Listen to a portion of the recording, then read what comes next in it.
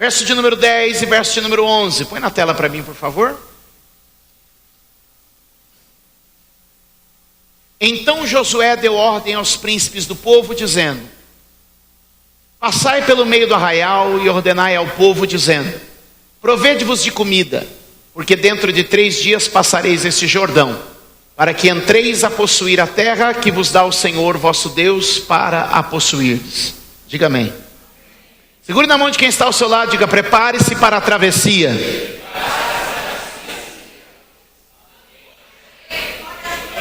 Diga para alguma outra pessoa: prepare-se para a travessia.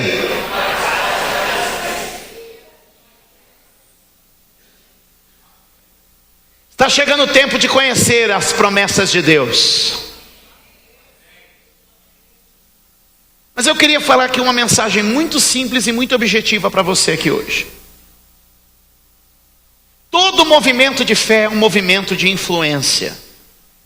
Vocês me ouviram? Anote isso. Todo movimento de fé é um movimento de influência.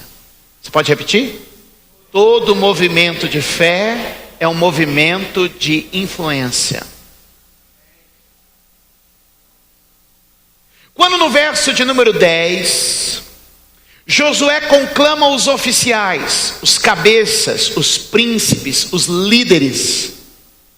Ele está chamando gente que vai gerar uma influência. Todo movimento de fé é um movimento de influência. Quando Deus dá essa estratégia a Josué, Ele chama os cabeças do povo e diz assim: vocês vão passar pelo meio do arraial, vocês vão ordenar, vocês vão orientar, vocês vão inspirar as pessoas, para que dentro de 3 dias nós cruzemos o Jordão. É debaixo de uma influência espiritual que você vive um novo tempo. Diga amém. É debaixo de uma influência espiritual que você vive um novo tempo em Deus. Quantos podem dizer amém? É quando eu me coloco debaixo de uma influência que uma nova temporada começa na minha vida.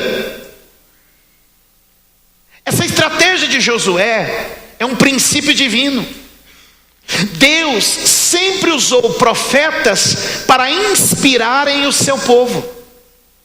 Deus sempre usou mensageiros para influenciar o seu povo. E essa influência é que nos leva a um novo tempo. Essa influência é que nos leva a milagres diante de Deus. Mas veja só, é possível que pelo trauma de alguns o coração fechou, para não serem mais influenciados. E muitas vezes o aspecto de influência se tornou pejorativo ou negativo. Fulano é uma pessoa influenciável. Ele se influencia muito fácil. Mas a gente só olha isso do lado ruim. A gente só olha isso do lado negativo. E alguns falam assim: eu não sou uma pessoa influenciável. E quem disse que isso é bom? Porque dependendo da influência, pode ser bom, como também pode ser ruim. Quem está me acompanhando? Todo movimento de fé é um movimento de influência. E ele chama pessoas a influenciar o povo para que eles se preparem a cruzar o Jordão e entrar na terra prometida. Agora veja só, Josué teve uma experiência ruim com isso. Diga comigo: Josué teve uma experiência ruim. Aí eu tiro uma lição grande aqui, que embora ele tenha tido uma experiência ruim com esse princípio, ele não abandonou o princípio. Vou repetir.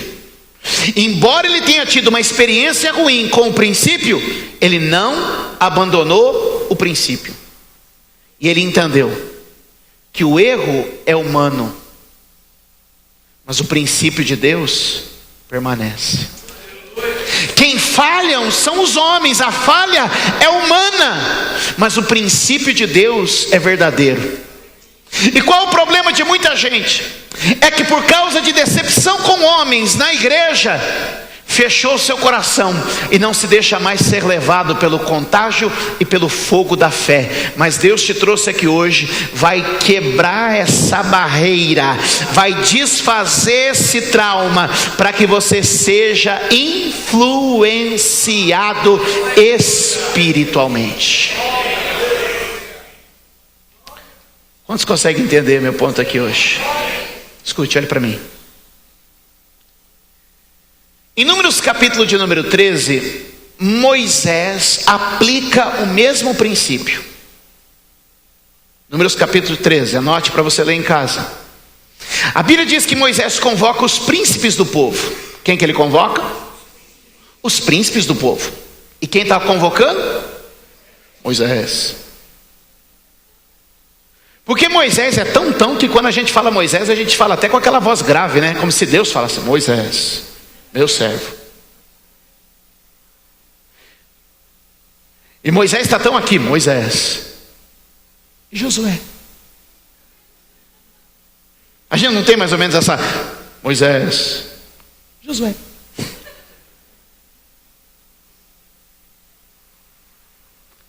Porque Moisés falava com Deus face a face. Porque você fica animado quando vai no monte e acende um graveto. Moisés, quando ia para o monte, acendia o monte todo.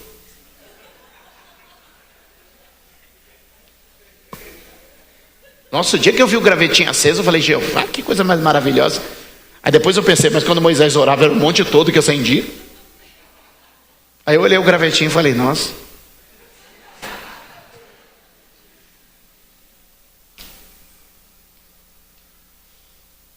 Escute. Ouve só. Números capítulo de número 13, Moisés convoca todo o povo, levanta os príncipes de cada tribo e os envia à terra de Canaã. Esses homens olham toda a terra, trazem da terra um cacho de uva que precisava de 2 homens para carregar. Dão um relatório e dizem assim: de verdade essa terra mana leite e mel. De verdade dessa terra você cava o cobre e o bronze das montanhas, você tira ferro das rochas, você tira ouro das terras, você tem a água fresca que desce da montanha, o trigo cresce lá, a uva cresce lá, as tâmaras crescem lá, tudo é bom, as cabras produzem, as ovelhas crescem, ou seja, tudo ali é bom, tudo ali é bom. Mas só que aqueles homens geram uma influência negativa, porque eles dizem assim: olha, a terra pela qual passamos a espiar é terra má, que devora os seus moradores, e aqueles que nela habitam são gigantes, e parecemos aos nossos próprios olhos como gafanhotos. E a Bíblia diz que assim fizeram eles desanimar ou adoecer o coração de todo o povo. Aqueles homens exerceram uma influência negativa. Mas todo movimento de fé é uma influência. Aqueles homens não avançaram na fé porque eles não receberam uma influência de fé. Quem está me entendendo?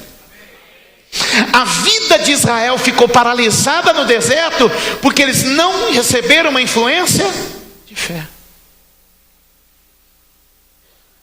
Mas o princípio da influência estava errado? Não. Quem estava errado? Os homens. Por isso que a gente precisa ser menos passional.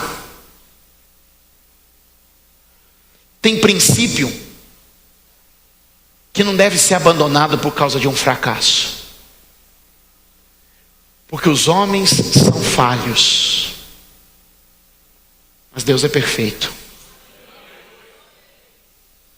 40 anos depois, Josué faz de novo a mesma convocação.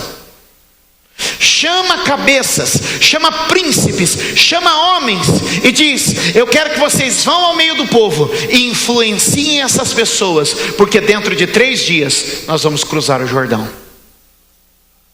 Com certeza alguém disse para Josué: Josué, você sabe que isso já deu errado uma vez. E todas as vezes que você tenta ter um ato de fé, vem uma vozinha: você já viu o que deu isso a outra vez? Você viu o que aconteceu com fulano quando foi nessa? E uma influência negativa limita você de cruzar a fronteira e de chegar aonde Deus quer. Mas o Espírito Santo te trouxe aqui hoje para te influenciar em um movimento de fé. E você vai cruzar essa fronteira. E você vai atravessar esse Jordão. E você vai entrar na promessa de Deus.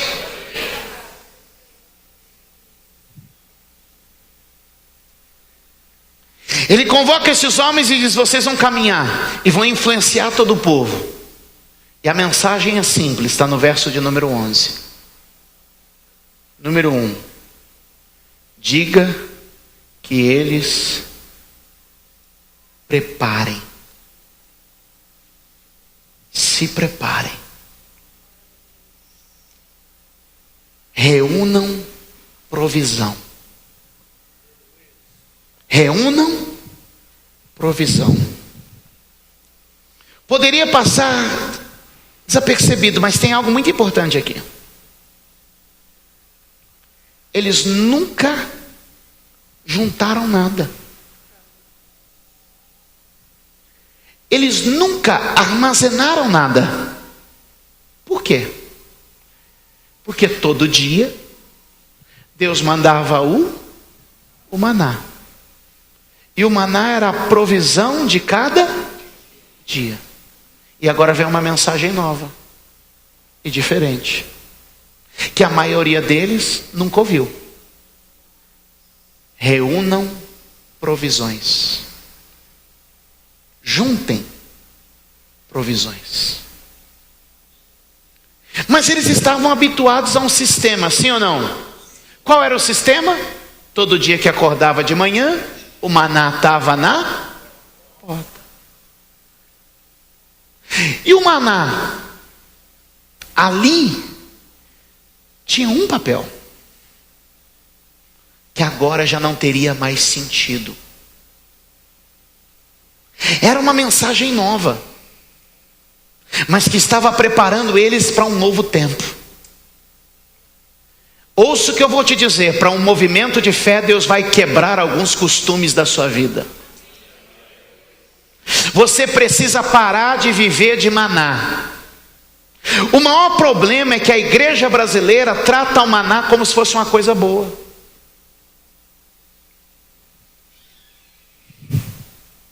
Trata o maná. Não, estou esperando o maná de Deus. Só tem uma razão do maná. Vou explicar para você. Maná é comida de rebelde. Maná é comida de incrédulo. Maná não é comida de crente. Leia o texto. Leia a Bíblia.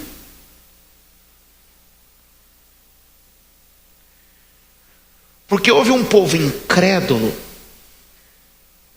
Houve um povo que duvidou de Deus.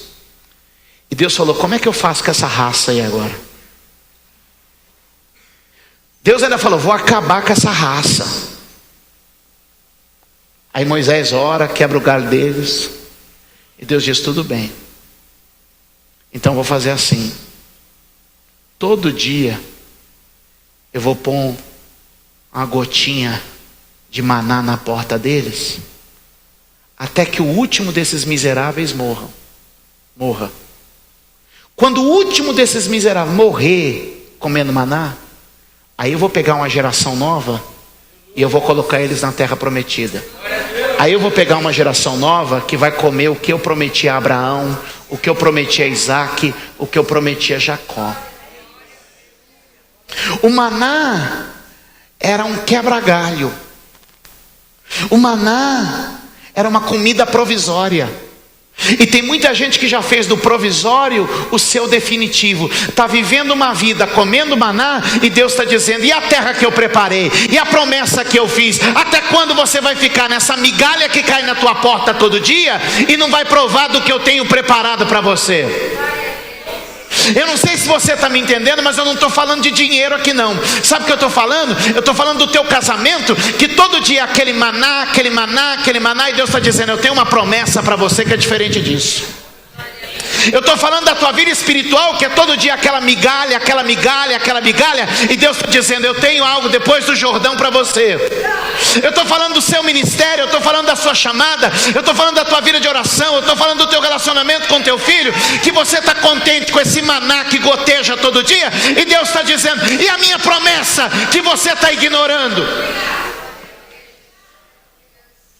Mas o problema é que quando alguém quer nos influenciar para entrar num tempo novo, a gente tem que abandonar o maná de cada dia para poder colher o que Deus tem preparado para nós ali na frente.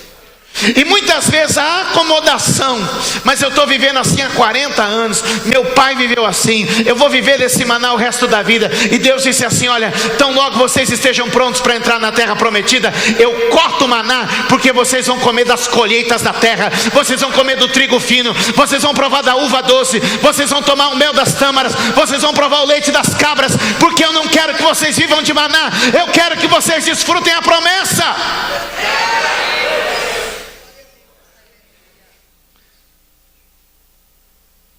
Mas porque somos influenciados negativamente, morremos como rebeldes no deserto, sustentados uma vida toda pelo maná que cai à nossa porta. Eu não quero viver de maná. Eu não nasci para viver de maná. Eu quero cruzar o rio. Eu quero descobrir o que Deus tem para mim.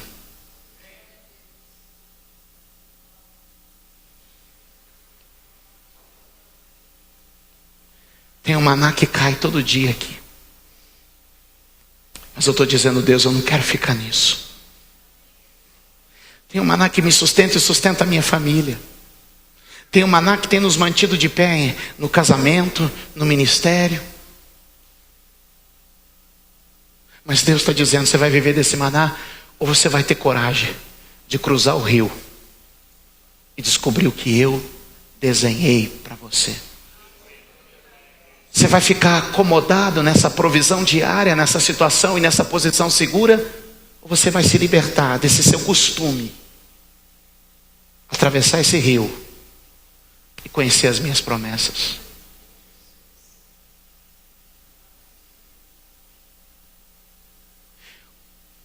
Como igreja, o que essa igreja pode reclamar? Temos tudo. Somos prósperos, somos abençoados, temos bons cultos. Mas eu não estou contente com isso. Tem promessa do outro lado de um rio.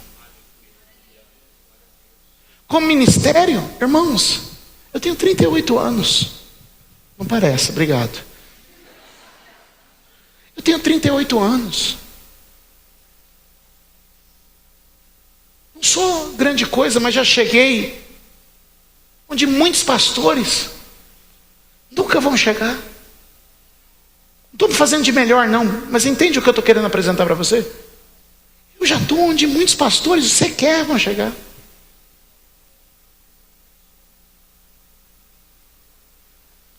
Mas eu sei que existe uma promessa do outro lado de um rio. Eu não posso ficar vivendo desse maná que cai na minha porta todo dia.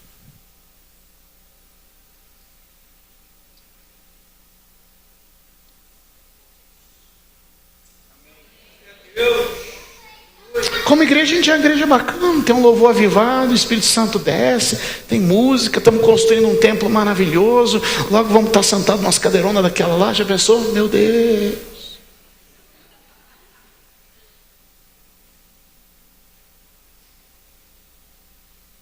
Mas eu estou olhando para tudo isso aqui e estou dizendo: isso é migalha. Isso é maná. Eu quero sair do maná.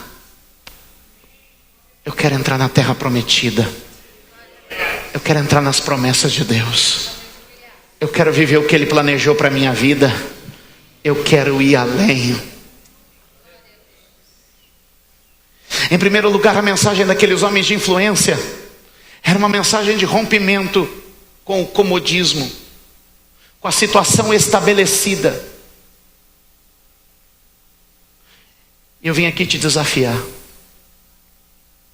Deus quer trazer um tempo novo para a sua vida. Deus quer levar você para outra margem. Deus quer encerrar o ciclo do maná e trazer o ciclo da colheita.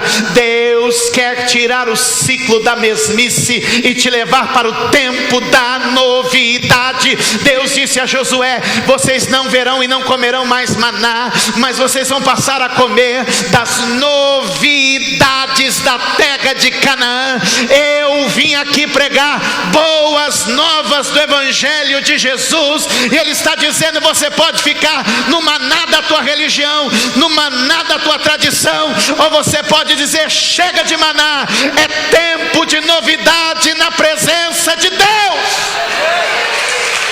Tem alguém aqui com fome de novidade? Tem alguém com fome de coisas novas da parte de Deus?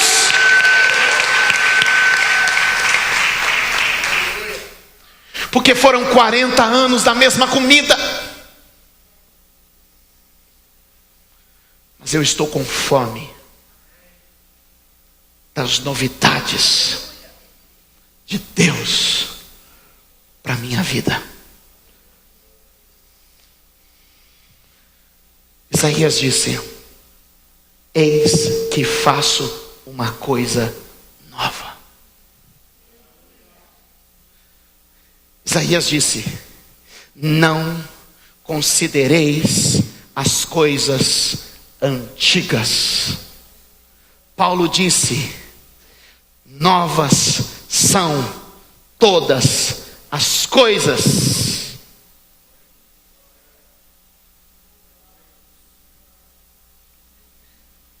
Provede-vos comida, separem as provisões. Mas nós nunca fizemos isso. Mas nós nunca fizemos desta maneira. Não seja resistente ao novo tempo de Deus para a sua vida.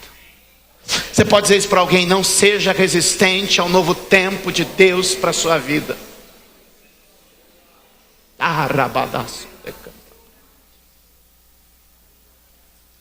Primeiro ponto da mensagem deles: mudem a maneira. Segundo ponto, diz: em 3 dias. O que diz aí? Em 3 dias. Diga comigo: novo tempo. Diga comigo: nova forma, novo tempo. Ele estabelece um período, 3 dias. O grego é diferente do português em muitos aspectos. E um deles é que a palavra, ela não é apenas uma descrição, ela é um conceito. Toda palavra grega, ela procura descrever um conceito, mais do que apenas uma descrição. Por exemplo, a gente fala amor. Amor. Então tem o meu amor para com a minha esposa, amor. O amor dos meus pais para comigo, amor. O meu amor com os irmãos da igreja, amor. Agora, as palavras gregas, elas carregam consigo um conceito. Estão me entendendo? Acompanha comigo. Então, quando ela vai falar amor, amor homem e mulher, aqui, ó, amor homem e mulher, amor eros, homem e, então descreve. Então ele fala assim, eros, ele não fala só a mesma palavra, existe uma ideia implícita. Esse amor é o amor de um homem e de uma mulher. Amor entre os irmãos, filéu, amor entre os irmãos, é um outro conceito. É amor mas já traz o conceito de amor. Estamos falando de um amor entre irmãos, filéu. Amor ágape, o amor de Deus para com o homem. Amor ágape. É amor? É. Mas é o amor de Deus para com o homem. Carrega um outro conceito. Então as palavras trazem conceito. E no grego tem duas palavras que a Bíblia usa para tempo. Olha para mim. Primeira palavra, cronos. Que é justamente esse tempo que a gente conhece, do nosso relógio. Cronômetro. Vem de onde? Cronos. Cronologia, ou seja, a marcação do tempo. Quando ele usa aqui a palavra, a expressão, dentro de 3 dias, ele está dizendo, olha, num ciclo, em 3 ciclos de 24 horas, vocês vão entrar na terra prometida. Isso é cronos. Ou seja, existe uma data marcada, existe um tempo marcado. Mas tem uma outra palavra, e essa é mais interessante para nós aqui esta noite, que é a palavra kairos. Cronos é o tempo do relógio, mas kairos é o tempo de Deus. É como se ele descrevesse uma época, um momento, um novo tempo. E eu quero aqui liberar essa pregação para você. Eu não vim dizer em 3 dias, em 3 semanas, em 3 meses. O que eu vim dizer é que existe um tempo novo de Deus para a sua vida. Que existe uma temporada nova de Deus para a sua vida. Que existe um tempo novo de Deus para a sua vida, quando você entra debaixo dessa influência de fé. Quando você entra debaixo de uma mensagem. Diga para quem está perto de você, uma mensagem lhe coloca em um novo tempo, em uma nova temporada, em uma nova estação da sua vida. Esse é o poder de uma mensagem. Esse é o poder de uma palavra. Uma palavra me coloca num tempo novo de Deus para mim. E esses homens saem pregando ali: provede-vos comida, prepare as provisões, porque daqui a 3 dias vocês atravessarão o Jordão nesse ponto. Então Deus está falando de uma nova situação, de um novo tempo, e Ele está determinando um ponto. E que ponto era esse? Por favor. Geograficamente era o ponto mais difícil. Diga, o ponto mais difícil. O capítulo 3, no verso de número 15, diz que o Jordão transbordava ali. Diz que naquele lugar a travessia era impossível. Deus teima em falar conosco quando a situação é impossível. A obra de Deus é assim. Começa difícil, fica impossível, aí Deus faz.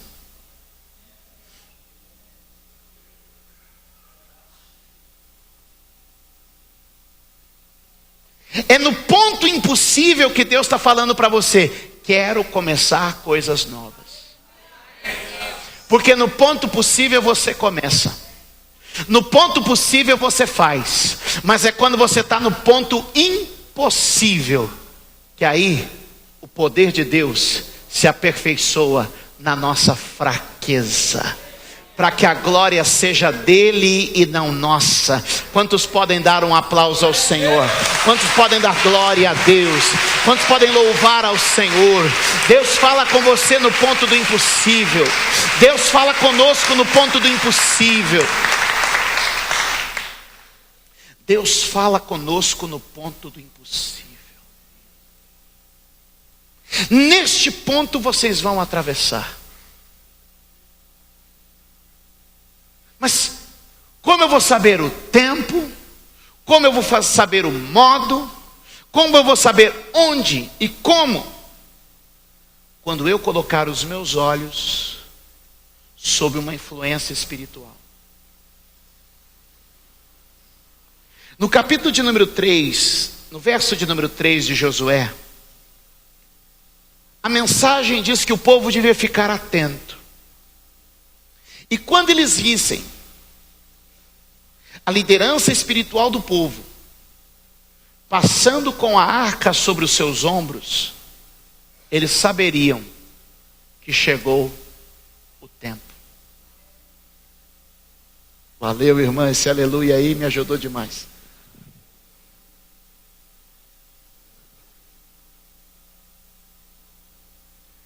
Quando você vê a presença de Deus se movendo, e Deus tem se movimentado neste lugar, e quando você vê o movimento da presença de Deus, embarca nessa, entra nessa, se move nessa, porque Deus vai te levar do outro lado, onde estão as promessas, lá do outro lado, onde Ele vai realizar o que tem prometido na nossa vida.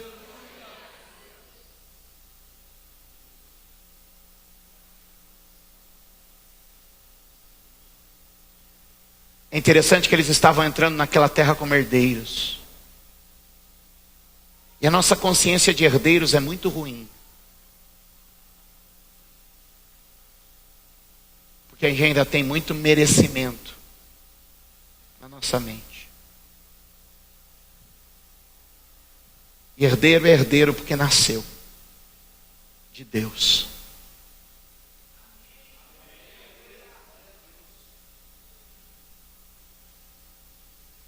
Mas esse povo ia entrar na terra porque estava influenciado positivamente. Escute, preste atenção no que eu vou te falar agora. A geração que morreu no deserto foi uma geração que viu as maiores maravilhas da história. Diga comigo, a geração que morreu no deserto viu os maiores sinais de toda a história. Eles viram as maravilhas do Egito, eles viram o mar se abrir, eles viram a coluna de fogo, eles viram a nuvem de glória, eles viram o fogo no Sinai, eles viram as tábuas da lei escritas com o próprio dedo de Deus. Porém, nem assim acreditarão.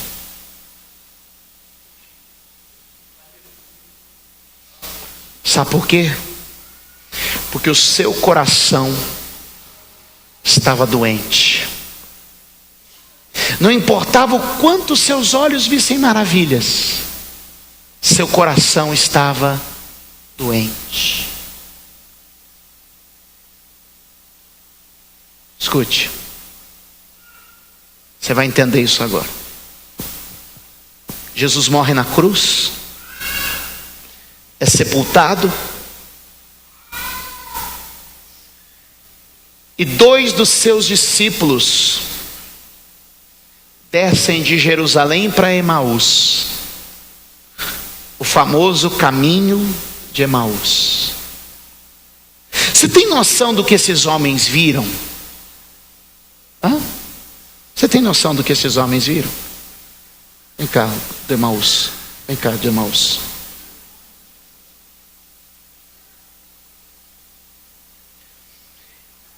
Esses 2 discípulos aqui andaram com Jesus 3 anos. Nós não conhecemos nenhuma fração do que eles viram. João escreveu aqui assim, ó: se tudo que Jesus fez fosse escrito, não haveriam livros suficientes na terra.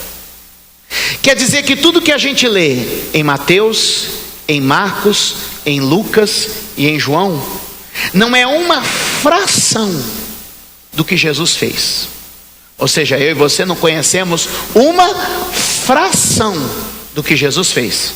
Porém, esses 2 discípulos viram coisas que eu e você nem imaginamos. Mas como eles estão no caminho de Emaús, cabeça baixa, chutando pedrinha, né? Puxa vida, eu pensei que era agora que ia acontecer.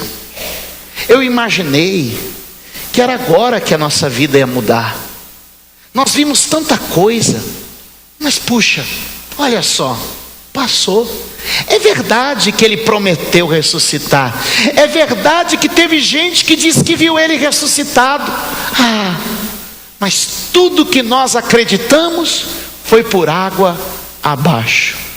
Tudo que esses homens viram serviu de quê? Serviu de quê? Então Jesus se aproxima deles. Quem? Quem se aproxima deles? Se aproxima deles.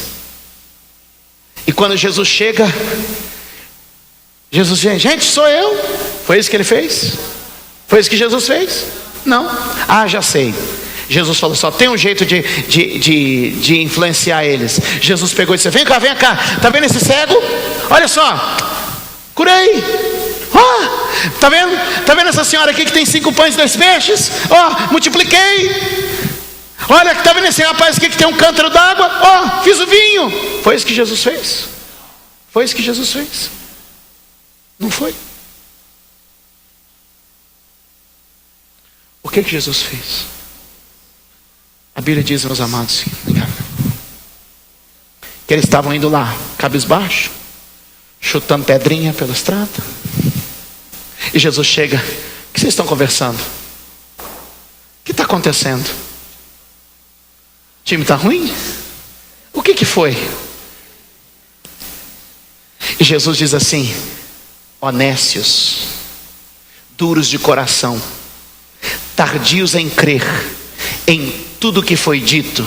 E a Bíblia diz, não diz que Jesus curou um cego, não diz que Jesus multiplicou pães, não diz que Jesus transformou água em vinhos, mas diz que Jesus, caminhando com eles, ia colocando fogo no coração deles, fogo na alma deles, fogo no espírito deles, confessando a palavra, falando a palavra, influenciando o espírito deles. E eles então entenderam que Jesus havia ressuscitado, não porque viram um milagre, mas porque sua alma se abriu para a palavra de Deus. Estavam influenciados pela mensagem.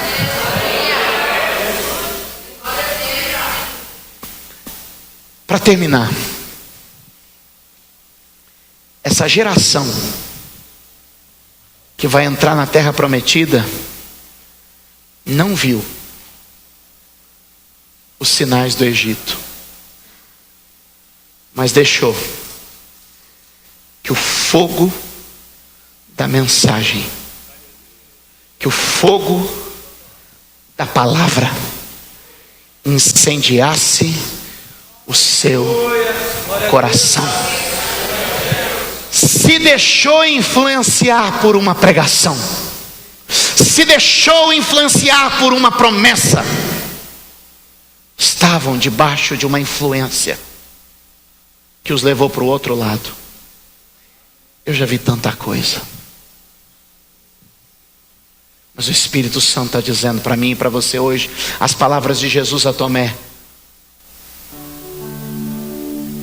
Você está feliz porque viu as minhas mãos furadas? Você está feliz porque tocou a minha ferida do lado? Jesus disse: mais abençoado, mais bem-aventurado são os que não viram e ainda assim puderam acreditar.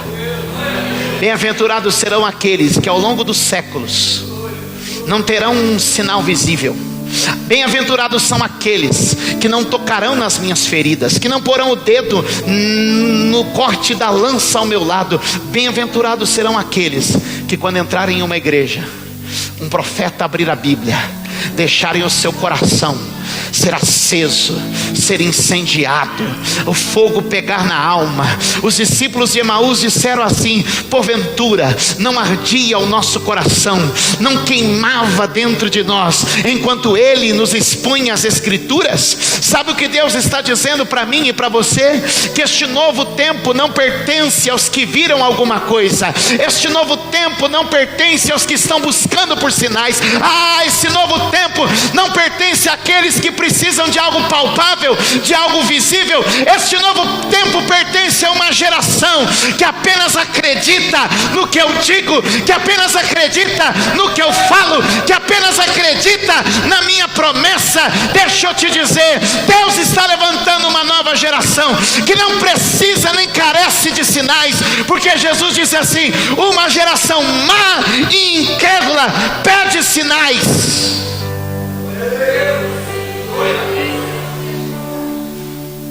E Jesus está dizendo: é pela fé, é pela fé, é pela fé. Bem-aventurados que não viram, porém creram.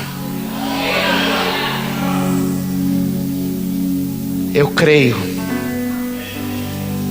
em cada uma das promessas que Deus tem mostrado neste lugar. Eu quero seguir todo o movimento da arca aqui neste lugar. Eu quero estar debaixo da influência de um cabeça. Eu quero estar debaixo da influência de um oficial que tem uma mensagem para influenciar a minha vida e me levar para o outro lado do Jordão. Quantos podem dar glória a Deus e um aplauso ao Senhor aqui neste lugar?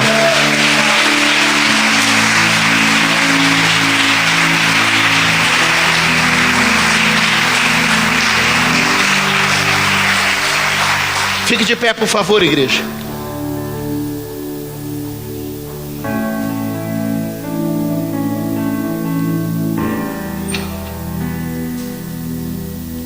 É forte a presença de Deus neste lugar. Tem uma glória sobrenatural de Deus aqui neste lugar. Tem uma presença poderosa de Deus aqui neste lugar. Há um Deus querendo incendiar seu coração mais uma vez. Há um Deus querendo incendiar a sua fé mais uma vez. Ainda que no passado uma decepção, uma frustração tenha ocorrido, o Espírito Santo de Deus está neste lugar para provocar entre nós uma verdadeira libertação. Levante as mãos bem alto e diga: meu Deus, eu recebo nesta noite a tua palavra, e creio que uma nova temporada por esta mensagem está clareando, abrindo para a minha vida. Diga em nome de Jesus, pela fé, eu sou herdeiro de Deus, e eu tomo posse das promessas. Eu não preciso ver. A tua palavra já é suficiente para que eu venha a crer. Diga glória a Deus. Dê um aplauso ao Senhor Jesus.